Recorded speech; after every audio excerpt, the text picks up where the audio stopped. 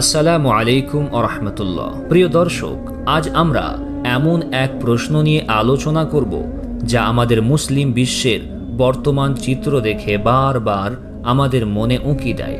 Sudan, Libya, Syria, ফিলিস্তিন, আফগানিস্তান, পাকিস্তান, এই নামগুলো শুনলে কেন আমাদের চোখের সামনে কেবল রক্ত আর অশ্রুর ছবি ভেসে ওঠে?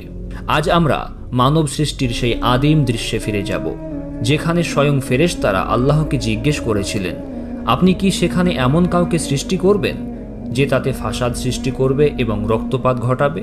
আজ আমরা কোরআন ও হাদিসের আলোকে দেখব কেন আল্লাহ তাআলা এই রক্তপাতকারী জাতিকে সৃষ্টি করলেন এবং এই দুর্দশার মধ্যে আমাদের জন্য কি শিক্ষা লুকিয়ে আছে। ফেরেশতারা তো ভুল বলেনি, এই বিশ্বের চিত্রই তাদের কথার সত্যতা প্রমাণ করে। পৃথিবীতে এমন কোনো দেশ, এমন কোনো জায়গা নেই যেখানে রক্তপাত হচ্ছে না। এই দৃশ্য দেখে প্রশ্ন জাগা স্বাভাবিক, তাহলে কি ফেরেশতাদের আশঙ্কায় সত্য হলো? কিন্তু আল্লাহ তাআলা ফেরেশতাদের জবাবে কি বলেছিলেন? তিনি বলেছিলেন, নিশ্চয় আমি এমন কিছু জানি যা তোমরা জানো না। এই জবাবেই মানব সৃষ্টির গোপন রহস্য লুকিয়ে আছে। আল্লাহ তাআলা জানেন যে মানব জাতির একাংশ ফাসাদ সৃষ্টি করবে, তবুও তিনি আমাদের সৃষ্টি করেছেন কেন? কোরআন তার উদ্দেশ্য স্পষ্ট করে দিয়েছে। আল্লাহ তাআলা কোরআনুল কারীমে বলেছেন, আমি মানব এবং জিন জাতিকে শুধু আমার ইবাদতের জন্য সৃষ্টি করেছি। ইবাদত মানে কেবল নামাজ রোজায় সীমাবদ্ধ থাকা নয়। ইবাদত মানে আল্লাহর খেলাফত বা প্রতিনিধিত্ব করা, অর্থাৎ জমিনে আল্লাহর ন্যায় বিচার, দয়া এবং শান্তিপূর্ণ শাসন প্রতিষ্ঠা করা। আল্লাহ তাআলা জানতেন ফাসাদ সৃষ্টিকারীরা থাকবে, কিন্তু তার সৃষ্টিতে এমন মানুষও থাকবে যারা আল্লাহর জন্য জীবন উৎসর্গ করবে, অত্যাচারীর বিরুদ্ধে দাঁড়াবে, ধৈর্য ও ঈমান দেখাবে। ফেরেশতারা কেবল রক্তপাতের সম্ভাবনা দেখেছিলেন, কিন্তু আল্লাহ তাআলা সেই শ্রেষ্ঠত্বের সম্ভাবনা দেখেছিলেন যা মানব জাতি ছাড়া অন্য কোনো সৃষ্টির মধ্যে নেই।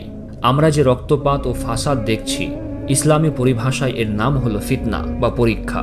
ফিতনা হলো ঈমানের পরীক্ষা। আল্লাহ তাআলা কোরআনুল কারীমে বলেছেন, তোমরা কি মনে করেছো যে তোমরা জান্নাতে প্রবেশ করবে, অথচ এখনো তোমাদের নিকট তোমাদের পূর্ববর্তীদের অবস্থা আসেনি? তারা ভোগ করেছিল কষ্ট ও ক্লেশ, আর তারা প্রকম্পিত হয়েছিল। সুদান, সিরিয়া বা গাজার মানুষ যে কষ্টের মধ্য দিয়ে যাচ্ছে তা তাদের ঈমানের এক কঠিন পরীক্ষা। আর যারা রক্তপাত ঘটাচ্ছে তারা তাদের আখিরাতের জীবনকে ধ্বংস করছে। আল্লাহ সুবহানাহু ওয়া তাআলা আমাদের প্রতিনিধি হিসাবে পাঠিয়েছেন। যখন আমরা আল্লাহর বিধান থেকে দূরে সরে যাই, তখনই সমাজে বিশৃঙ্খলা, ফাসাদ সৃষ্টি হয়। রাসূল সাল্লাল্লাহু আলাইহি ওয়াসাল্লাম বলেছেন, দুনিয়াটা হচ্ছে খুব মিষ্টি ও সবুজ। আল্লাহ তাআলা তোমাদেরকে এর মধ্যে তার খলিফা বানিয়েছেন, এরপর তিনি দেখবেন তোমরা কিভাবে কাজ করো। আজ মুসলিম বিশ্বসহ সারা বিশ্বে যে রক্তপাত হচ্ছে তা আমাদেরই খেলাফতের দায়িত্বে অবহেলার ফল। যখন আমরা আল্লাহর বিধান ছেড়ে মানুষের তৈরি মতবাদের পিছনে ছুটি, তখনই বিভেদ ও হানাহানি সৃষ্টি হয়। তাহলে এই অবস্থায় আমাদের করণীয় কি? এক, হিসাব গ্রহণকারী হিসেবে আল্লাহই যথেষ্ট। যারা ফাসাদ সৃষ্টি করছে তাদের বিচার এই পৃথিবীতে হোক বা না হোক, আল্লাহ তাআলা তাদের জন্য কঠোর শাস্তির ব্যবস্থা রেখেছেন। দুই, ধৈর্য ও ইস্তেকামত। সূরা আসরের শিক্ষা হলো আমাদের সত্যের পথে দৃঢ় থাকতে হবে এবং অন্যকে ধৈর্য ধারণের উপদেশ দিতে হবে। রাসূল সাল্লাল্লাহু আলাইহি ওয়াসাল্লাম বলেছেন, মুসলমানের উদাহরণ হলো শস্য ক্ষেতের মতো, যা বাতাস এলে হেলে যায়, আবার বাতাস বন্ধ হলে সোজা হয়ে দাঁড়ায়। তিন, দায়িত্ব পালন।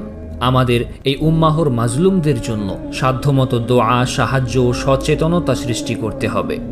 এই ফিতনা থেকে মুক্তির পথ কেবল একটি, কোরআন ও সুন্নাহর দিকে ঐক্যবদ্ধভাবে ফিরে আসা। আমাদের মনে রাখতে হবে, মানব জাতির মধ্যে যারা রক্তপাত ঘটায় তারা ফেরেশতাদের আশঙ্কাকে সত্য প্রমাণ করে, কিন্তু যারা ঈমান ও ধৈর্যের সাথে আল্লাহর পথে থাকে তারা আল্লাহর জ্ঞানের শ্রেষ্ঠত্বকে প্রমাণ করে। প্রিয় শ্রোতা, মনে রাখবেন, দুনিয়ার এই রক্তপাত একটি অস্থায়ী পরীক্ষা। চূড়ান্ত বিজয় ও শান্তি সেই সব মানুষদের জন্য অপেক্ষা করছে যারা এই ফিতনার সময়েও আল্লাহর উপর ভরসা রেখে ইনসাফ ও ইহসান প্রতিষ্ঠা করতে চায়। আল্লাহ তাআলা আমাদের সকলকে এই ফিতনা থেকে রক্ষা করুন এবং যারা মাজলুম তাদের প্রতি রহম করুন। আমিন। আসসালামু আলাইকুম ওয়া রাহমাতুল্লাহ।